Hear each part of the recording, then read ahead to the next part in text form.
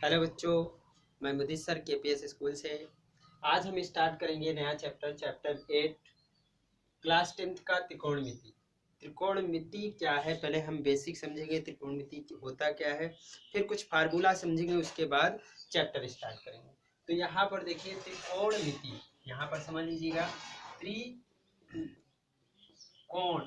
Plus मिति, इन दोनों शब्दों से मिलकर बना है त्रिकोणमिति। त्रिकोण का मतलब होता है तीन भुजाओं वाला, त्रिकोण का मतलब तीन भुजाओं वाला, मिति का मतलब माप, यानी तीन भुजाओं वालों की माप, या ऐसे कह सकते हो त्रिभुज के कोणों अथवा भुजाओं की माप को त्रिकोणमिति कहते हैं। त्रिभुज के कोणों अथवा भुजाओं की माप को त्रिकोणमिति कहते हैं। ये हमारा त्रिभुज हो गया ABC, इसमें कोणों अथवा भुजाओं की माप त्रिकोणमिति कहलाती है। ठीक है, तो त्रिकोणमिति को दो भागों में बांटा गया है, दो प्रकार से हम पढ़ते हैं। तो हमने आपको बताया था एक खष्टीय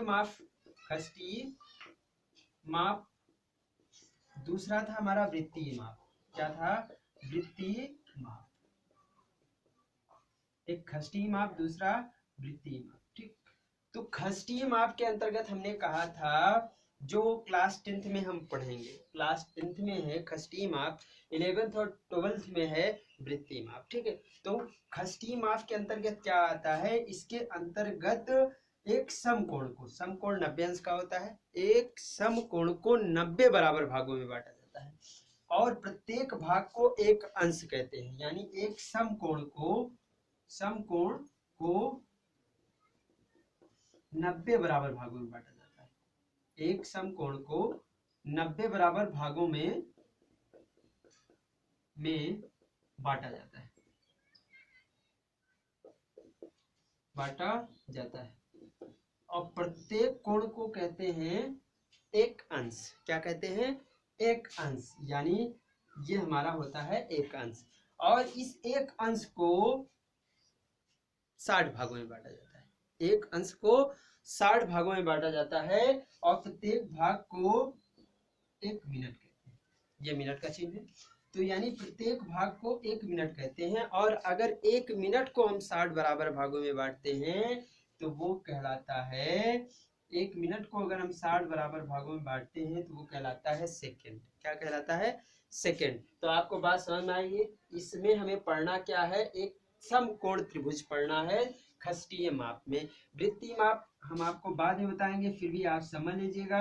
वृत्तीय माप आपका जो होता है वो वृत्त पर आधारित होता है। वृत्त पर आधारित मतलब वृत्त के चाप पर आधारित होता है, वृत्त के चाप पर आधारित होता है। यानी वृत्तीय माप बराबर होता है चाप बटे त्रिज्या। वृत्तीय माप बराबर होता है चाप बटे त्रिज्या, और इसका मात्रक जो होता है वो रेडियन होता है, इसका मात्रक जो होता है वो रेडियन होता है। तो ये बात आपको समझ में आई होगी। तो चलिए हम कुछ फार्मूलेज देख रहे हैं।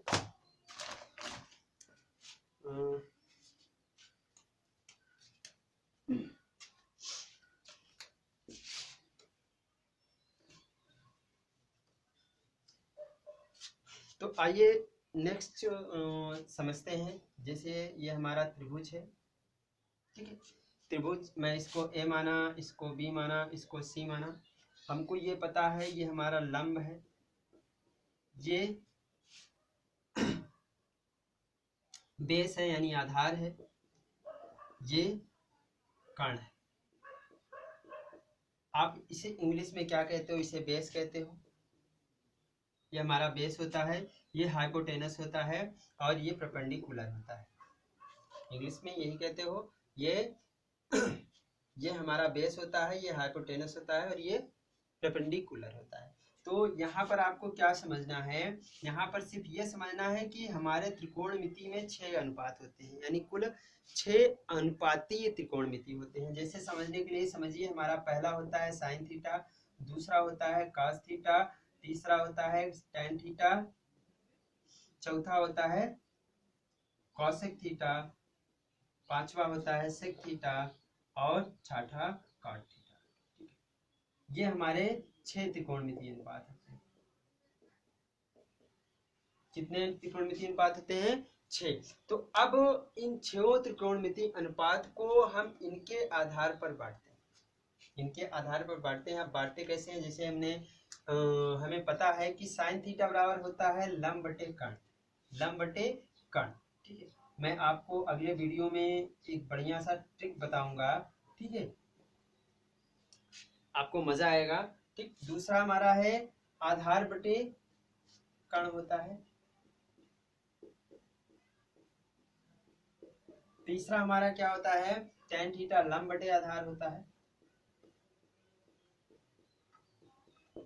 चौथा हमारा cosec थीटा, ये sin थीटा का उल्टा होता है, कर्ण बटे लंब हो जाता है।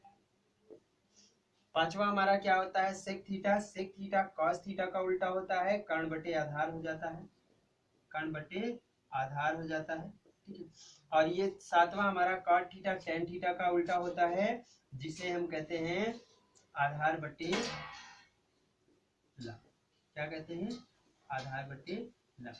ठीक है, तो हम कुछ यहाँ पर थोड़ा सा समझ लेते हैं, जिसे आपको समझना है। यहाँ से पुराना ट्रिक हमारा जो है, जिसे हम कहते हैं लाल बटे कक्का।